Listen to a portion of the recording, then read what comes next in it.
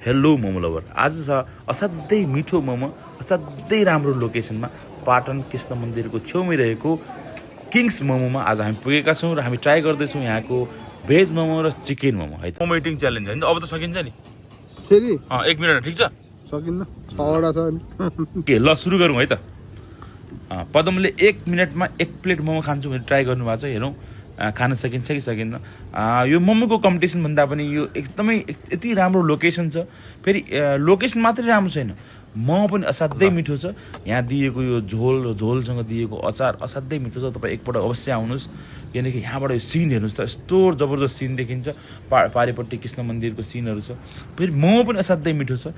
यो मोमोसँग दिएको अचार पनि त्यत्तिकै राम्रो छ। यो 3टा अचार पाउँदो रहेछ, एउटा ती झोलवाला अचार भइहाल्यो, अनि अर्को चाहिँ यो रेगुलर मोमो अचार र हट एन्ड स्पाइसी अचार छ।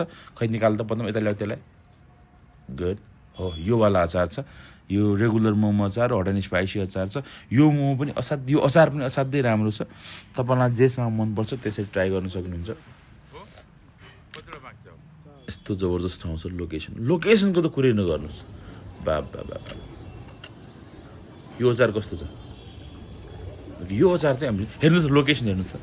बा यताबाट ठ्याक्कै तपाईँ यसको बाल्कनीमा बसेर खानुभयो भने यतापट्टिको पुरै पाटन कृष्ण मन्दिरको सिनहरू मजाले हेर्दै मोमो खान सकिन्छ। Okay please continue. हो, थोरै बिचमा ग्याप भयो, त्यही भएर अलिकति भिडियो लामो भयो।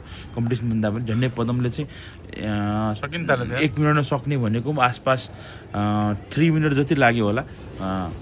झोल भन्दा यो यस्तो लोकेसन छ कि जबरजस्त लोकेसन छ।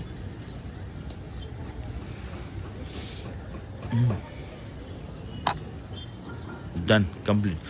एकपल्ट अवश्य तपाईँ भिजिट गर्नुहोस् र किङ्स मोमो पाटनको कृष्ण मन्दिरको छेउमै रहेको किङ्स मोमो ट्राई गर्नुहोस्, तपाईँलाई एकदमै यो मनपर्ने छ। Thank you for watching. भयो पदम सक्यो मोमो, झोल नखाने।